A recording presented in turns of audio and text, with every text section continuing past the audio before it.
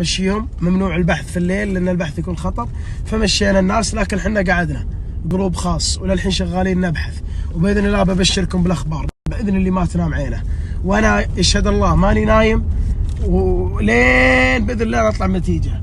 وحاليا رايحين الموقع، طبعا احنا من موقع لموقع، وأنا مع المباحث ومع رجال الداخلية ومعاهم، مو معناته ان اللي صار اليوم خلاص، لا، معاهم لين نلقى مبارك. وفي اخبار طيبه جدا جدا جدا، ما اقدر اصرح عن شيء، لكن صدقوني ما قعدت وثريت معاهم الا في اخبار طيبه، وراح ابشركم.